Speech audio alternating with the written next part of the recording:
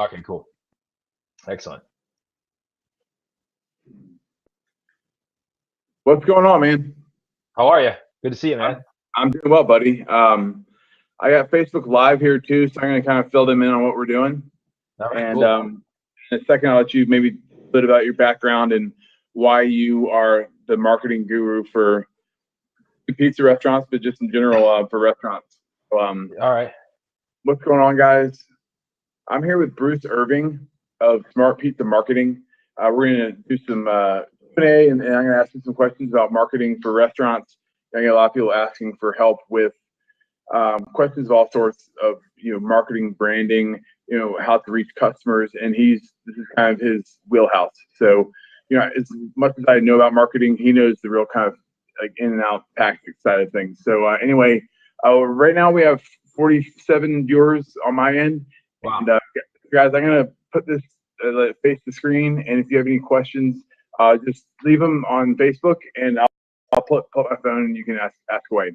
So anyway, Bruce Irving with Smart Pizza Marketing, and he can tell us a little bit about what's going on with him and what he's up to.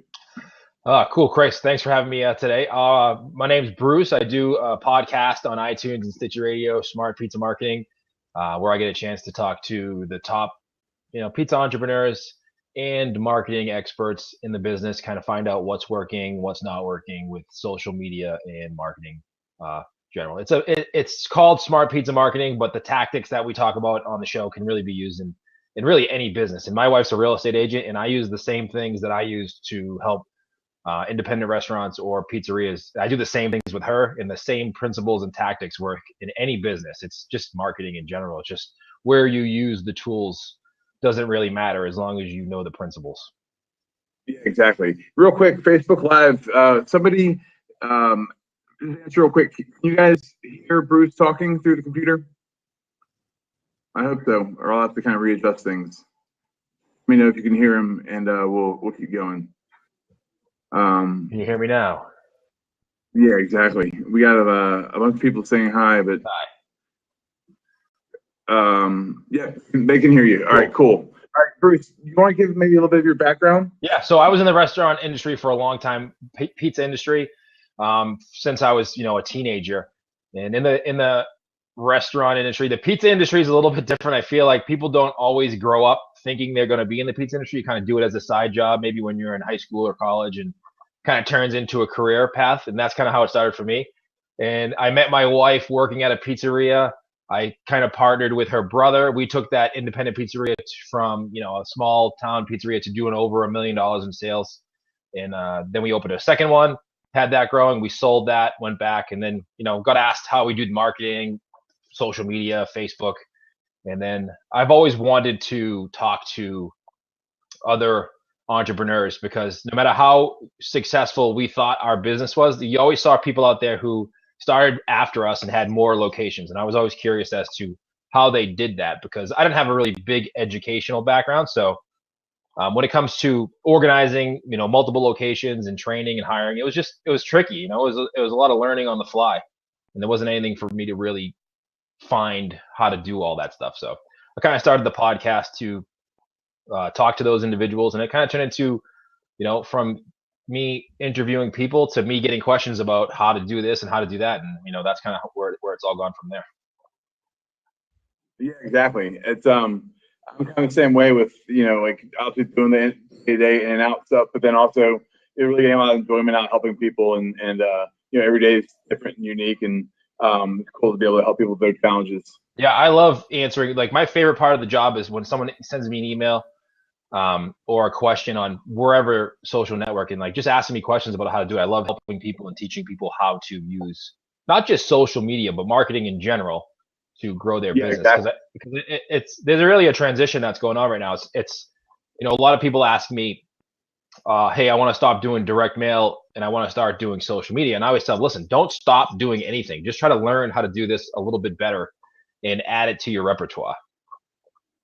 Yeah, I agree. I mean, and then after a while, you can kind of re-audit things. I think it's important to kind of keep checking back and trying to figure out what's working, what's not. And the nice thing about social media, which you and I've talked about before, also is you can throw a few Facebook ads on Facebook or maybe even Instagram, and do a split test and try things out for very cheap, versus having to buy a radio ad or a TV ad Yeah. or something like that. I actually just read an article. I actually just read an article about that, and it was, where people are spending their time, not necessarily their marketing dollars, but their time. And it was, a lot of people are still watching TV. They're just not watching commercials. There's a difference between watching a TV show on Devo and then when the commercial comes on, they're picking up their phone. But nobody really reads magazines like they used to, physical magazines. I mean, people always have them around, and there's still newspapers, but nobody really reads those on a daily basis like you used to. You usually use social media nowadays. And when you advertise, I'm not opposed to advertising in the newspaper or in a magazine. It shouldn't cost the same as it did 15 years ago because the eyeballs just aren't there. Yeah, exactly. I agree. So, what are some of the biggest problems you see with people marketing, advertising, building their brands, and age maybe versus 10 years ago, or maybe it's the same? I think people are just overwhelmed nowadays. When it came to marketing 10, 15 years ago, there wasn't as many channels as there is now. You could do postcards, you could do menus, you could do newspapers, you could advertise on the radio or TV. And those, you always kind of hired someone to do it for you. If you needed to make a new menu or a postcard, you would go to a company and you would hire them to design it, lay it out. You kind of tell them what you wanted. They would do it for you and you would pay them. With social media, right, it's almost like people don't want to pay someone to help them because they feel like they can do it on their own. And then, as the day goes on, before you know it, it's 10 o'clock at night. You didn't do anything. You're tired. You don't want to learn. You don't want to really spend the time to learn, but you don't want to pay someone either. So there's that overwhelm when it comes to people don't really want to pay someone to do it, even though they know they should.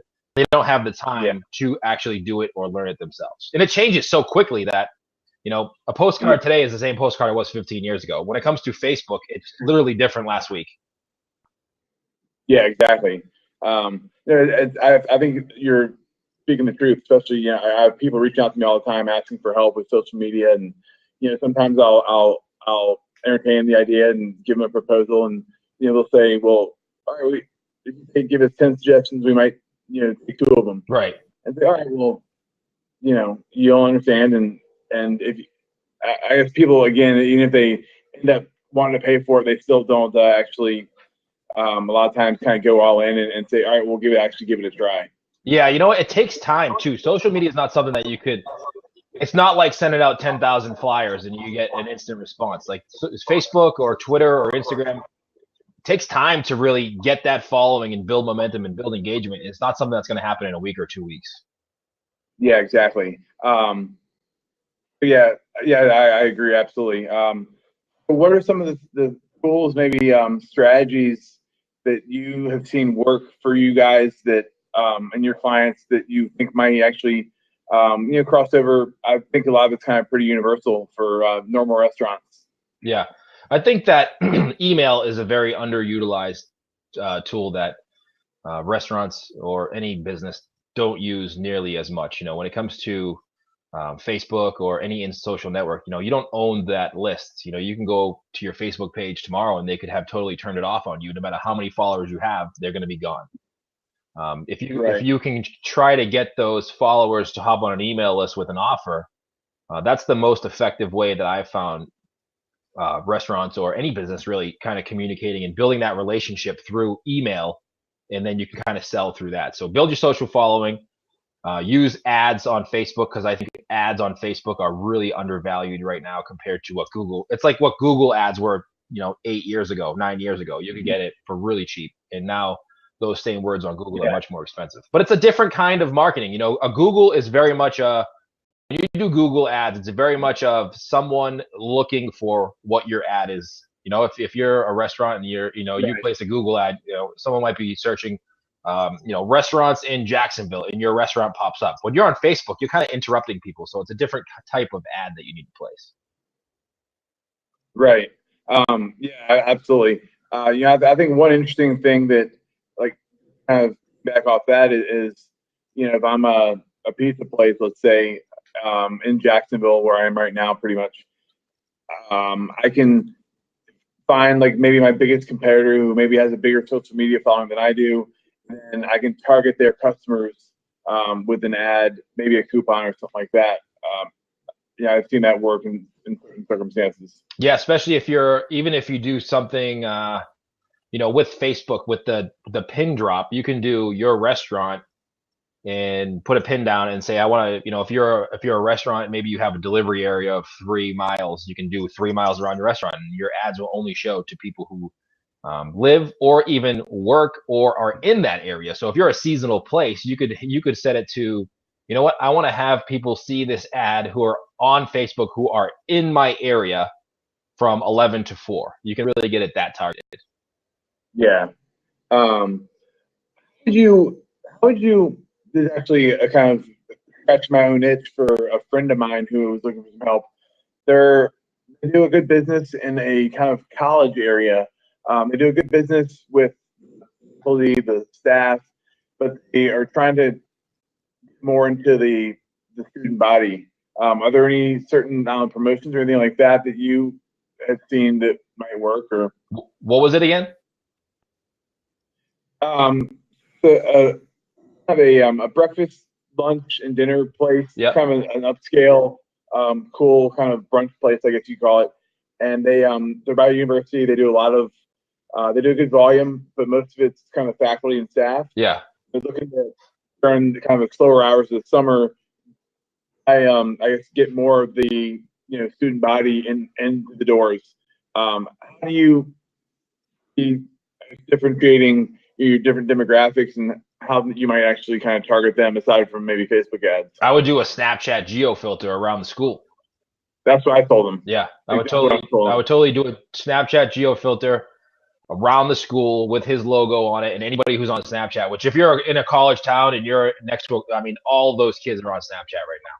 And if Will you do me a favor, Yeah. Bruce? I know what you're talking about. Could you maybe elaborate just a little bit for anybody listening of what you're talking about? So if you're using Snapchat, a geo filter is kind of when you swipe to the right, you see those little, logos or tags or whatever you want to call it on Snapchat, and people just kind of go scroll through those every time they're on Snapchat, whatever area they're in. So you can create one.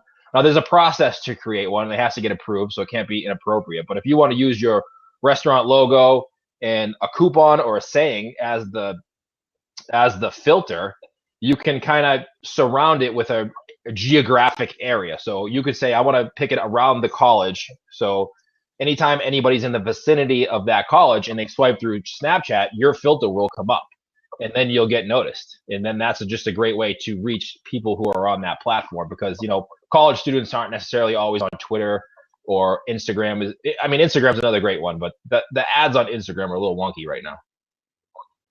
Yeah, I've heard kind of hit or miss. What about straight up beautiful photography on Instagram? Yeah. What is it? Beautiful photography on Instagram. Yeah. What do you think about that? I think that Instagram's is good. I think that you could really build a following on Instagram, especially if you use like the appropriate hashtags. Kind of search around that area, who's using what hashtags and what are popular ones for that area, and kind of hop on the hashtag bandwagon for that, and and then interact. Interacting on. There's a lot of spam on Instagram. You see a lot of people commenting with spammy comments. So don't be a spammy. I delete them every single day. I hate them. Yeah. And also, I think just touch on what you're saying too is the hashtags in the area, but also maybe the hashtags of what's going on. There's a basketball or a football game, going on in the Coliseum that's 2 blocks away. Yeah. Maybe people are tweeting or Instagramming about that. You can try and link in with them too. Yeah, Facebook too. I love Facebook ads just because of the target you can get to and the information that Facebook has. But Snapchat's going to be something that people are not going to be able to forget for very long. I really think that there's 110 million daily users on Snapchat. That's just a huge number. Yeah, it's definitely grown big time. I have a couple questions from people. Sure. Find that a lot of pizzerias have too large of a menu selection? Yes, I do. I really think that less is more. You should be and you see it now with these guys in the pizza industry like Tony Gimignani, who has many different types of pizza restaurants. He sells many different types of pizza, but he doesn't do it at every location. Every location is a specific type of restaurant based on that location. So he might be one area of California and he serves just slices because that's the demographic for that area. The problem I see with pizzeria owners is they try to, like, you might see sales go down a little bit and you add something to your menu. You just try to please everybody rather than trying to be the best person at one thing. And just, if you sell, pizza, be the best pizza place in town. So if people think of your town for pizza, think of you. Everything else, everybody else can do. Right. And that's maybe another kind of marketing strategy tactic of all right, like what's kind of our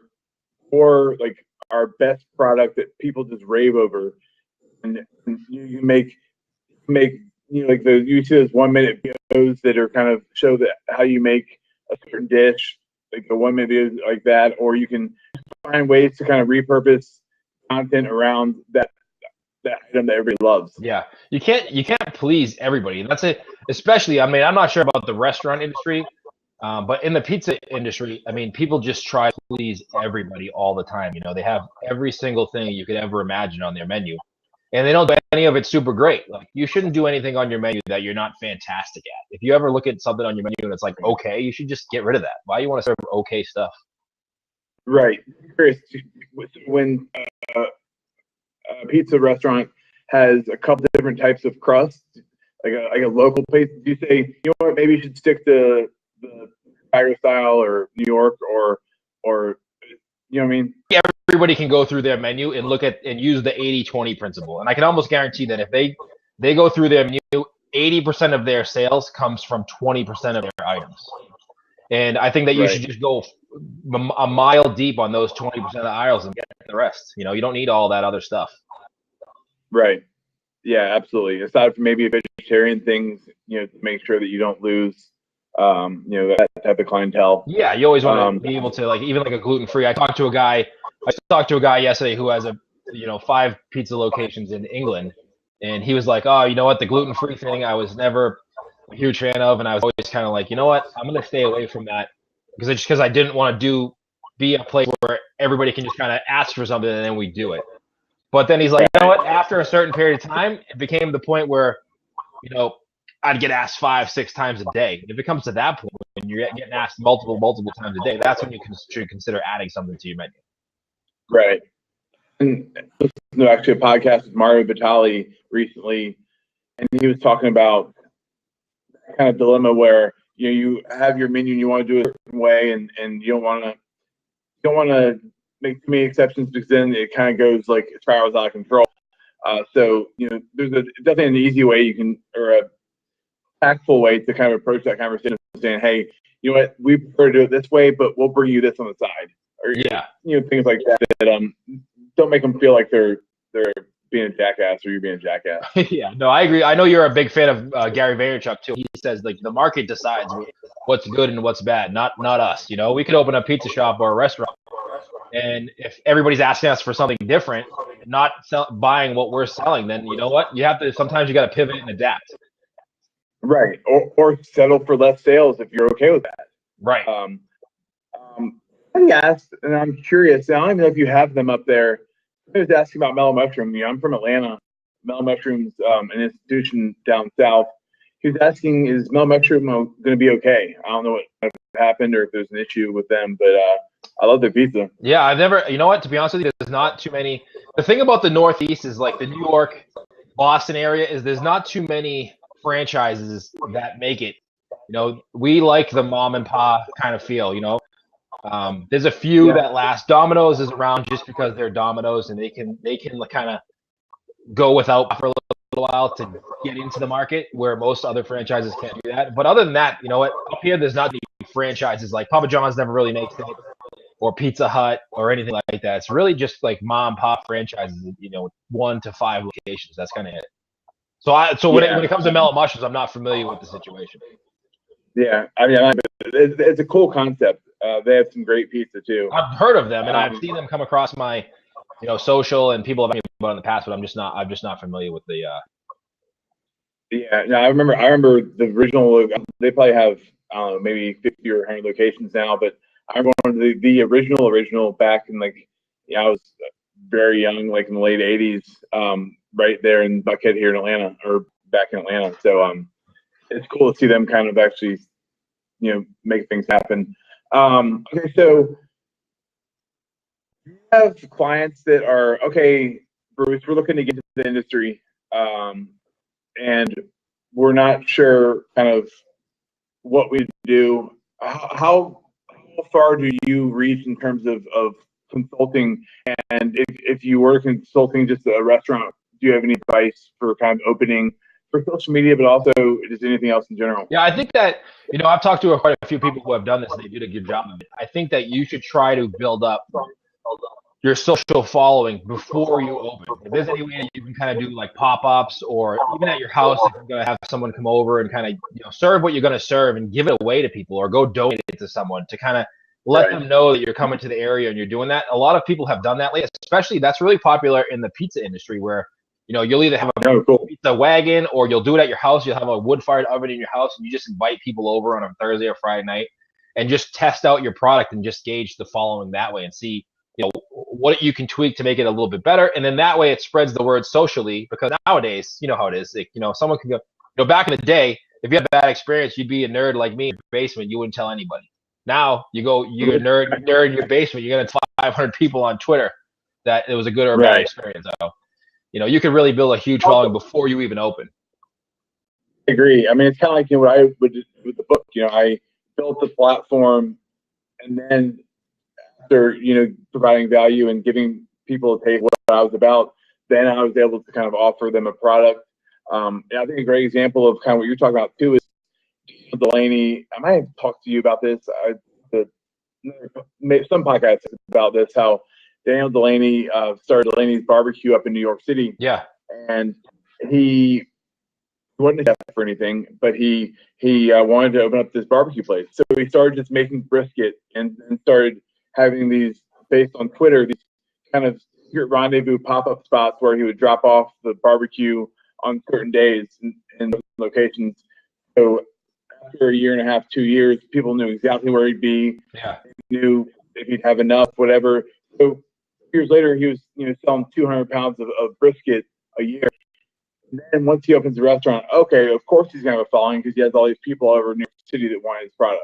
Right. Another example of that is I talked to a guy, Paulie G. I'm not sure if you've ever heard of him.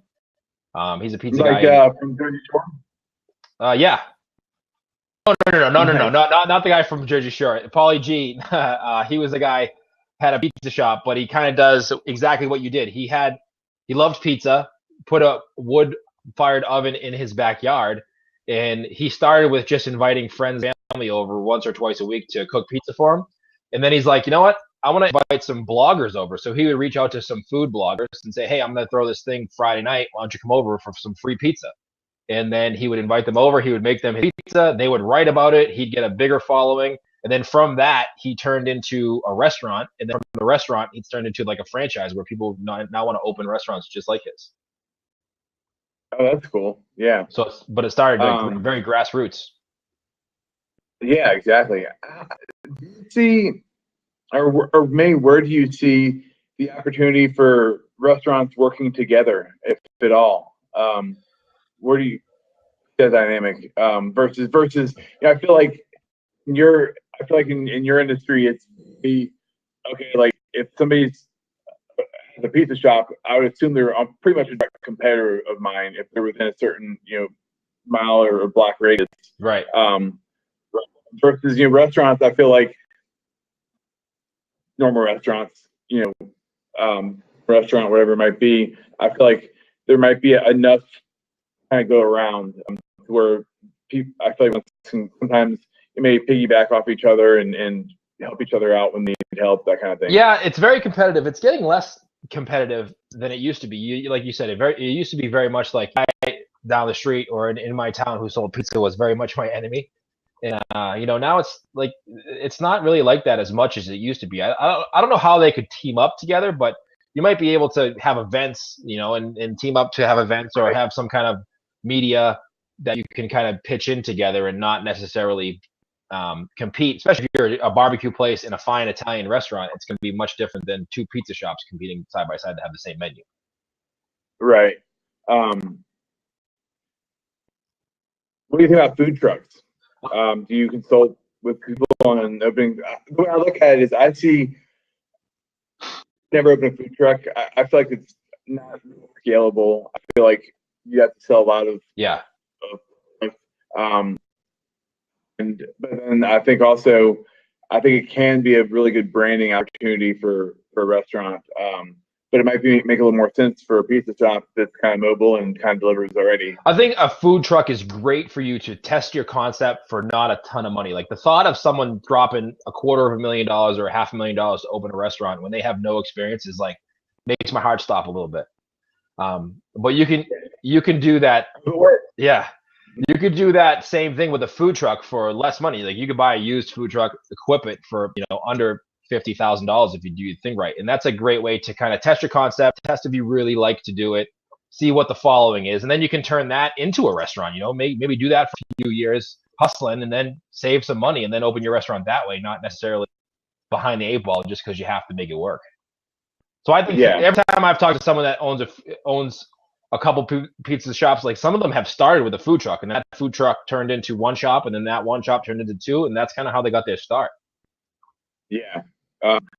Speaking of multiple shops and things like that, I have another question from Tommy Tichenauer. What's your take on franchises? I feel like I couldn't be there, things would suffer, and I wouldn't want my name on something I couldn't control. I think if you're new in the business, franchises could be good if you need direction. If you want to get into the industry and you don't know how to set up, certain aspects of the business when it comes to payroll or how you should manage the paperwork or the back end, or if you've never really cooked before and you want recipes and procedures, I think that's really good. I think that's a hard part for people in the restaurant industry if they're not trained, is that you have to run a business and they think that, I can just show up and cook every day. But there's employees involved, there's insurances, there's bills, there's all kinds of stuff that goes into running a successful business that if you don't really know about that thing or have somebody you can turn to for help, then it could really get out of control quickly. Yeah, I agree. I mean, because when we opened the restaurant a year ago, my business partner and he was kind of more of the front of the house, work type stuff, but he didn't understand the financial side, and I definitely didn't. And I was more of, in the kitchen, cooking things, making specials, working with the guys, girls, and like that was kind of the last thing on my mind. I was like, well, hopefully we can trust somebody to make sure this all gets taken care of and done. And if you don't have that, then you're in deep shit, I guess. Yeah, you gotta really know what your strengths are, and then try to find, especially if you're gonna partner with somebody, know what your strengths are, and then try to find someone with opposite strengths. You don't want. That's what happened to me and my brother-in-law too. That's why we kind of our growth stunted a little bit. We got the one shop real busy, but we both had the same skill set where we didn't know how to multiply that because we both knew the same things. If you need to get somebody if you're a cook and a creative person, you need to get a numbers cruncher. If you're a numbers cruncher, you need a creative person on your team. Yeah, exactly. I totally agree. What about, question, the last one first. What would you suggest for somebody, and I can probably answer this question too, but what would you say to somebody that's trying to build a brand for themselves, or maybe like it's a sole proprietorship, like either for them like a personal brand, or maybe it's a personal catering company, personal chef company, that kind of thing? What would you suggest? Are they new at it, or they haven't been doing it for a while and it's a pretty successful business?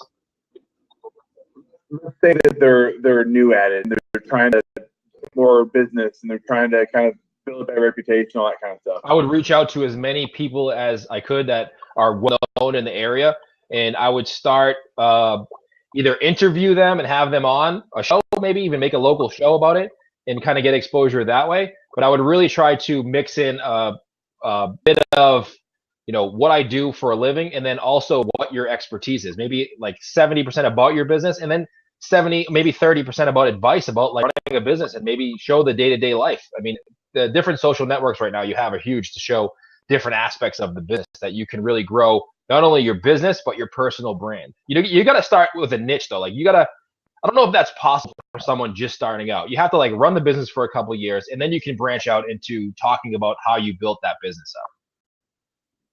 Yeah. It's kind of like with social media, like it doesn't happen overnight. Right. I kind of put in the time and the work, and like I know you're a Seth Godin fan. You have to develop that trust by being generous, and then once people trust you, then it might work. Yeah, like my show is about pizza marketing. Okay, now I help people in the pizza industry. Now it's starting to expand to more restaurants and other industries because they can know that they can listen to the show and the tactics that I talk about aren't just pizza related. But I had to start with that industry to get known in there, and then I can expand outward. Yeah, for sure.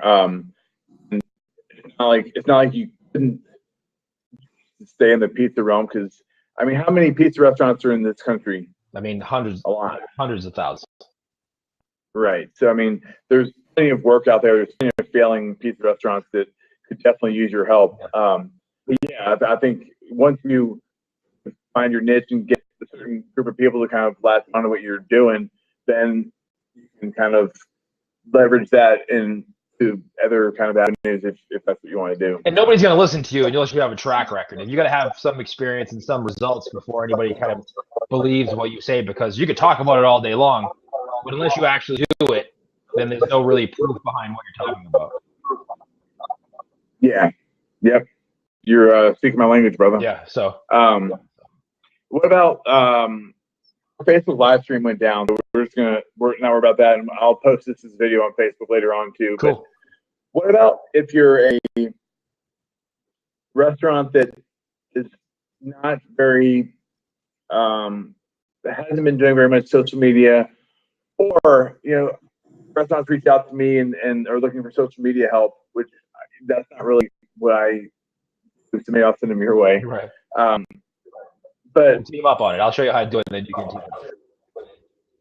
Exactly. And I mean, I can do it, and I could get them a more engaged following, which is really kind of what it's all about. Yeah. As long as you have people that are engaged. But see, so many restaurants, like this one in the college town I was talking about earlier, they just share their events. Like once a day, they'll share an event that they're having. It's off their website or something like that. It's not going to get a whole lot of reach organically, and if they don't want to pay to boost it, so it might get, I think 6,000 followers on Facebook, and they might get one like. That's not a lot. And so I try to tell them, like, there's some cool things you can do, like I said before, with photography and things like that. But if you're a company that's maybe like way behind the curve in social media, or you're just not doing it right, how would you kind of turn things around and kind of, if you had like a, I don't know, $200 budget a month, you could spend half that on Facebook and half that on something else? I would spend a lot of it on Facebook, and I would take an audit of what I was doing on Facebook and where I got my fans from, and are they really my true fans? And then I would have a mixture of content when it comes to, not all my content, but curate content from other places or other local places that people who live in my area would be interested in. I would pretend like, hey, I live in this area. My restaurant's in X town. I live in X town. What would I want to interact with or see on that Facebook page? It's not your recipe every single day. I would get bored of that eventually. And I would do a mixture of posts, pictures, video, Facebook Live. I would answer questions that I got all the time. If I was a local restaurant, you get the same questions over and over again. I would make videos about it, put it on there, and I would make it like interactive. I wouldn't make it all about me talking about what we do, trying to get a buy from me. I would make it like, hey, let's start a conversation. Way too many places look at how many followers they have instead of how many people they talk to on a daily basis. Yeah. Sure. That's why I love Snapchat so much. Snapchat is more of it doesn't look at how many followers you have. I mean, it does, but you have to physically go in there and count them. So there's no social proof to your Snapchat account. It's about interacting with people and then get out content that's engaging and fun to watch and know, people can enjoy. And you should just kind of translate that to all of your social media. Yeah, definitely. So I blanked on what I was going to say. I think I saw one more question here. So maybe you do Snapchat filters, or maybe you would. I have a $200 budget. Yeah, I mean, maybe you start doing an email newsletter, because you can. You know, I use SumoMe, I use Mailchimp, and until you get the 2,000 followers, maybe it's free, which is most mom and pop restaurants. It's taking a while to get there. So, yeah, you do that, and then even if I was in a college town, say I'm a college place, and I don't have a huge budget for social media, I would go to the college. Oh, I knocked over my computer there. I would go to the college, and I would try to find, maybe go to the arts department or the creative department and say, hey, give me your most creative kids. And I would give them $200, and I would say, listen, let's brainstorm some ideas of what we can do on social media to kind of be engaging and fun. What would you do? You know, maybe make a little skit about my restaurant or about breakfast and put that on all my social media channels. Maybe make it a 5-minute video and then chop it down. Put some on Instagram, put some on Twitter, put some on Facebook, and use that budget to pay them, whether it be with food or with money, and like just get them to be themselves. Because obviously, if you're not on social media and it's 2016, you're not a very creative person when it comes to social media. So yeah. I would use that way to find some. Yeah. Now, I saw an interesting talk about kind of creative out of the box things, because like you go to any town in America, you're going to see of the same exact types of specials. Buy one get one free, or all you can eat crab, like whatever, all that kind of stuff. I saw one that was kind of interesting. It was for like a downtown area. It probably worked for a college town too, but it was, if you got a parking ticket in the last week, you could bring it in on Monday, and you get a price appetizer. And I guess the idea behind it is, okay, so one person goes in, gets a half price appetizer, and they see their buddy get a parking ticket, later that week or the next week, and they tell them about it, and it kind of just spreads that way. Yeah. People love free food too. Like I would find someone who has a lot of Instagram followers, who is very interactive following, and give them free food to promote you once in a while on their Facebook, on their Instagram account, or same thing with Facebook. If you have a college town and someone has a huge Snapchat following, go call them and say, hey, come into my restaurant. I'll give you free lunch. Snapchat it. Tell all your people you're on there. I'll give you a free lunch, and you just talk about it, you being here on a lunch day. Yeah.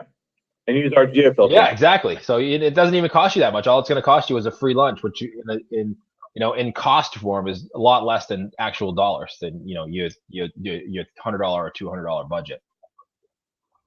Yeah, no, I love doing trade that way. I think it's really effective, and maybe it's also doing trade for hiring a photographer to take some awesome photography of the food coming out of the window. I mean, you have, as a restaurant too, if you have customers, you have an audience that you have eyeballs too. So that photographer may want to be placed a flyer or something on your counter or your table to get a little bit of exposure while people are eating dinner. In exchange, they'll give you free photography. People don't think out of the box. They need to think of it that way, other than they just think of dollars and how can I spend my dollars. But you can spend your dollars in many different ways and be creative about it. Mm-hmm. Definitely. And yeah, I think you said too, like events. There's a lot of ways, even if it's being part of a charity event. I think there's great ways to kind of connect with the community, and even share community events that are going on, but things that show that you're not just interested in people in your door, but you're interested in like the greater community. Yeah, I would totally go.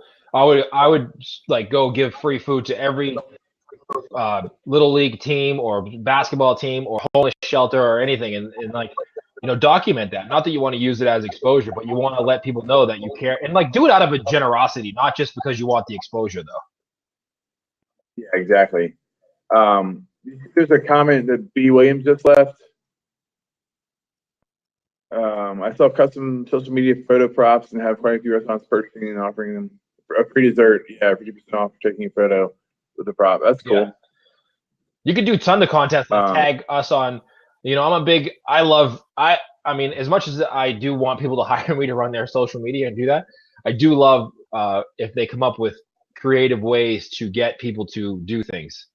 Like if you have someone give away a free something, it doesn't have to be huge. Like have someone tag you in a photo of if they're eating dinner at your place or they get a takeout thing, tag us in a photo and we'll pick the best one. And out of that best one, we'll give you a free lunch or appetizer or pizza or whatever it is. It doesn't have to be costly.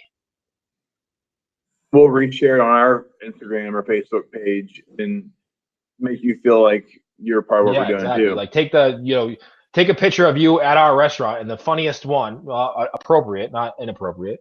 We'll pick and then we'll share that on our platform and you get free dinner.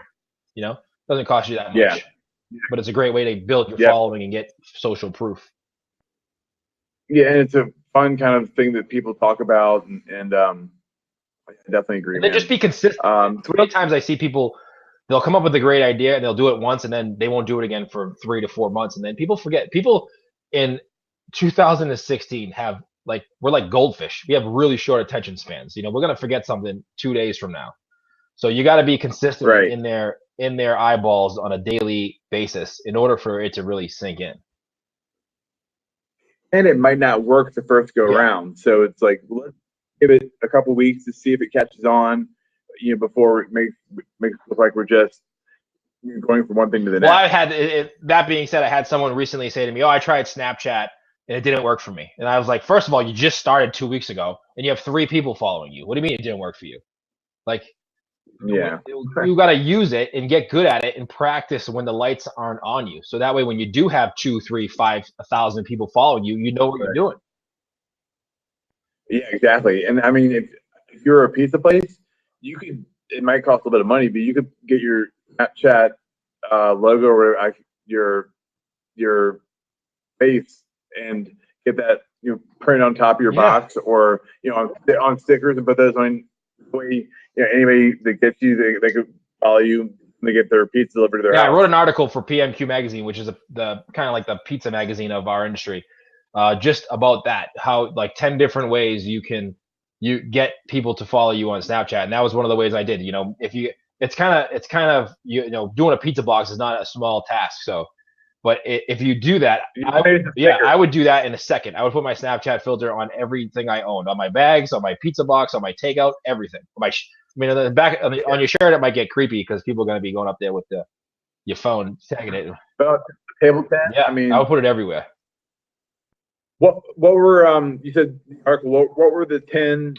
If you can remember some of them, suggestions or ideas you I would had. put it on all my social. I would make it the logo on all my social platforms. So like my Instagram photo, Facebook, um, Twitter. I would use it there. I would put it on my boxes. I would put it on all my advertising. I would put it like a logo on my front door. So when people walk in the front door, I'll put it on all my tables. I would pay, $20 on Facebook and promote my Snapchat filter, not filter, but the I forget what it's called at the top of my head.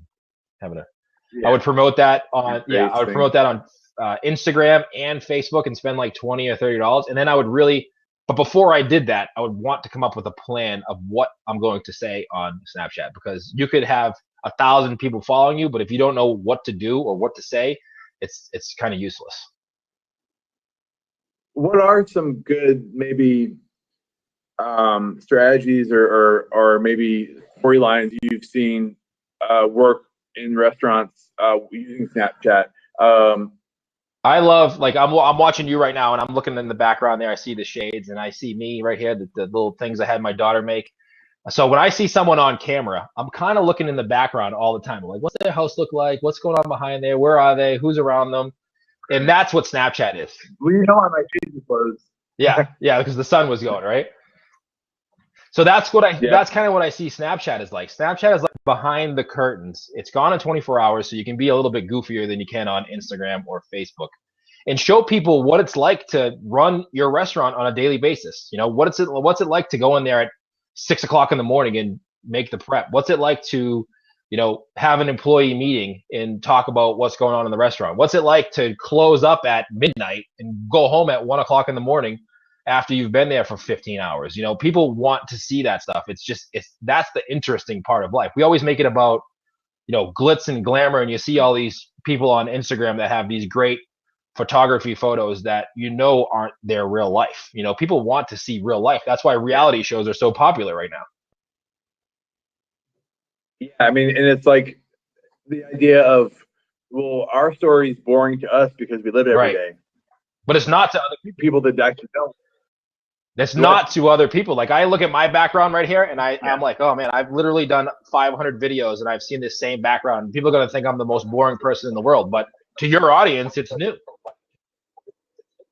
Yeah, exactly. And then there's so much that goes on a daily basis in restaurants that people kind of know about, but they don't really know about. Mm-hmm. And I think that's a huge opportunity right there. And you know, every day in a restaurant, it's kind of the same day, but it's really different. Every day has different things that happen on a daily basis. It's kind of the same routine. You feel like it's Groundhog Day every day, but there's always certain things that happen on a daily basis that could be different. Fires to put out. Show that, because it's not like it's going to stay there forever. I mean, someone could download it if they wanted to, but you know what? They're not gonna really do that. They're more of watching it as a, you know, you don't have to do every single thing. Maybe every third day, you say, if anybody that comes in before 6 o'clock today is going to get a free dessert or whatever. But you can, that way it keeps you kind of engaged too. But look out for those kind of little. And then you could tell somebody on there too, hey, watch us tomorrow at 2 o'clock because I'm going to be doing something awesome. And then you'd be like, people are going to be like, I'm going to check in at 2 o'clock. What's going on? Obviously, make it awesome. Don't make it boring. But do something unique and awesome. And get people to actually start following you that weren't following you before. And to not only follow you before, but to watch out for what you're doing, because then you know it's gone. You could be like, hey, I'm going to give away free pizza from 2 to 3. And only the people who saw you on 2 to 3 are going to know that. Because on Snapchat, 24 hours later, it's gone. Yeah. Yeah. So there's tons of stuff you can do on there that it's not like every other social platform. Yeah, and a lot more personalized and a lot more, like you said, it's not age managed like everything else. It doesn't have to be, it's like real. It's real. It's real life. Mm-hmm. All right, cool. What else? Is there anything else, maybe marketing wise, that we haven't touched on that you think that people maybe need to do a better job of, or lacking, or clueless? I think that, you know, if you're going to talk about just marketing in general, I think people need to do a better job of communicating through email and trying to get people on your email list. Like, you want it to be personal. I know you want it to be personal, and Snapchat we just talked about that for about 20 minutes about, you know, being creative and out of the box. But when it comes to actually selling, you know, when you're in business, you're in sales. You have to sell. If you don't sell, you're out of business, no matter how much you like selling or not like selling. Like, I could love making pizza all day long, but if I don't actually sell any, then it's just a hobby. You know, it's not a business. So you have to really sell stuff. And I think that email is the best way to communicate and sell with people. And I know I've heard a bazillion times that isn't email dead? And no, it's not dead. It's not as, you know, people do have spam filters and they get tons more email. But there was like that point in time a few years ago where email was on the verge of, you know, nobody was really checking it with Facebook, with Instagram, with Twitter. But you know what? People always look at their email, and it's always on their phone. And it's just something that people always look at. And restaurants and pizza shops in general do a terrible job of communicating through email. Either they don't do it at all, or you'll sign up for their email list and you hear from them once every 6 months. Right. Versus like when you sign up, there should be an automatic reply. Hey, thanks for signing up. Here's a half off an appetizer for joining our list, or something like that, right away to kind of keep them in I always advise people who come to me and say, hey, I need help with email. I say, all right, you're gonna have to offer something like a free entree to get people to sign up for your list, because there has to be a reason for someone to want to give you their email. They're not just going to give you their email because they like eating at your place if there's nothing in it for them. So give them an offer, and then have like a 5 to 7 email follow-up sequence so that customer gets used to hearing from you through email. And have it be, it could be automated, but it should be personal. Yeah. And I feel like I've always done a very good job about this, but I feel like I definitely see higher open rates for myself when I have a clever line, not a deceiving line of copy, but a clever line of copy in the subject line that'll actually get that person to open the email versus something very generic that will probably just hit, whatever. I think giving something they'll, I guess, entice people to actually make the click into the email, kind of give them access to what's inside. Yeah, there's two things I always tell people to do. The number one open rate is like if you do a RE and then the semicolon and then what it is. So it looks like you're replying to an email. So even if it's like an email that I'm sending someone, if I've sent them a couple of emails and they have not responded to me, I'll throw an email that says RE semicolon, hey, did you see this? And then I'll always get them to open it because they think that I'm replying to an email they sent me. So that's number one. Kind of use that as a tactic. And then number two is if you're a restaurant or anything, I always tell people to use your own name as the signature, not like the team or the business name. Like use your name and personalize it and ask for a reply. Say, hey, this goes right to my inbox. If you have a question, just reply to this email. But have it actually go to somebody's inbox that's going to reply, because once they reply to an email, it tells Google or Bing or any of those search engines that, hey, I opened the email and I talked back to them. So it shoots it to your primary inbox, not the two other ones that you kind of have, where it be promotional or spam, social. Well, and this is like a good business practice. I mean, if you tell somebody replied in the email and they reply, you owe them at least, hey, thanks for opening the email and keep the correspondence going. In some capacity. I worked with a local pizza shop near me. And I did this with them, and he's gotten more interaction with his customers in the last 2 months doing this than he had the whole previous 5 years before. Because when you make it personal, if someone has a bad experience, you want to know about that bad experience. You don't want to hide it. And if someone goes on Yelp or Facebook and leaves you a bad review, there's probably 7 to 10 more people who got a bad experience and just didn't say anything. But if you have an open correspondent in email, they'll reply back to you and you can fix the problem and just solve that. And then sometimes they just like, hey, that was awesome. I thank you so much for sending me this email. I appreciate it. And they know where to find you and how to communicate if there is a problem. Yeah, exactly.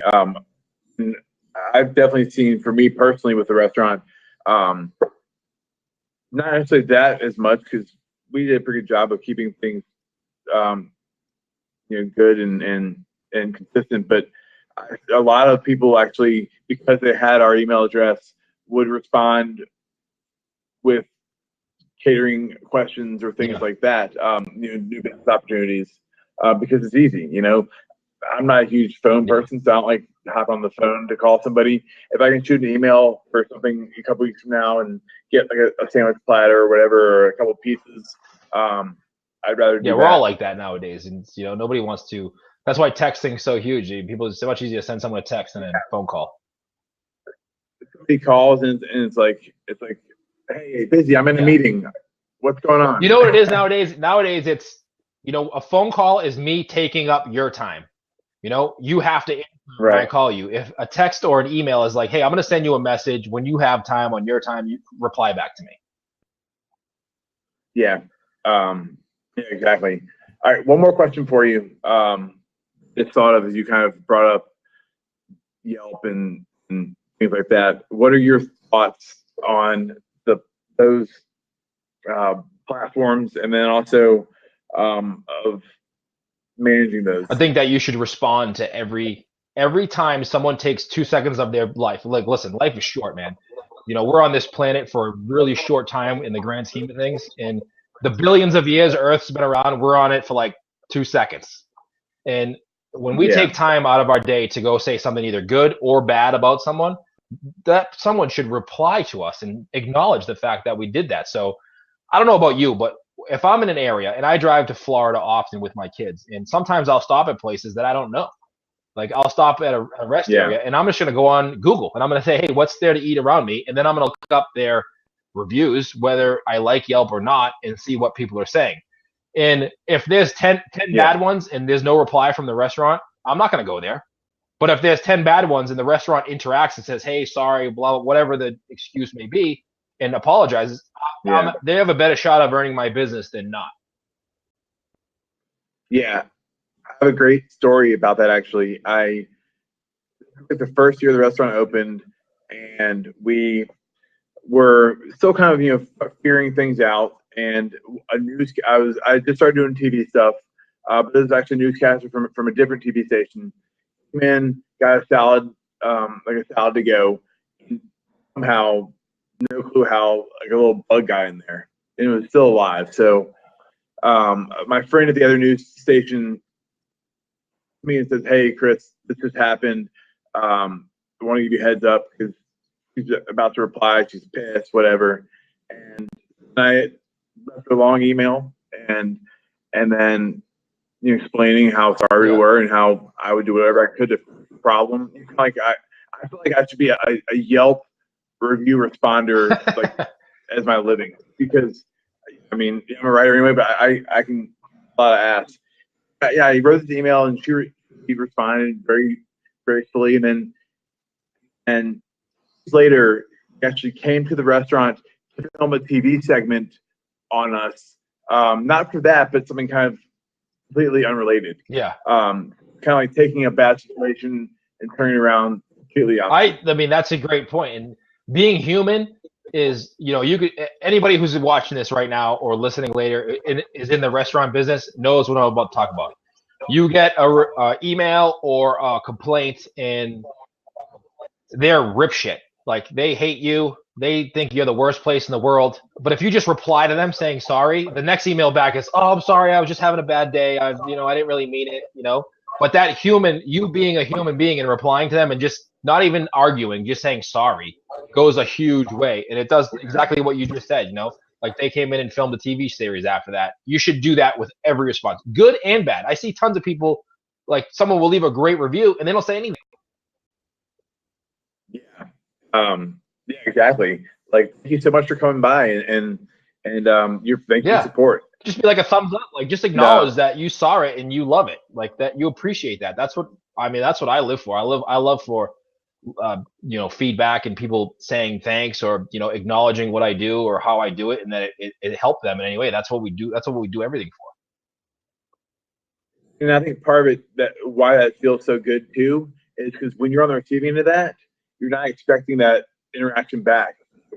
Yeah, that's really cool. Like, I like this place. Now I like them even more. Right. I get emails from people all the time, and I'll email them like, "Hey, I love the show. Thank you so much for putting it out there." And I'll email them back.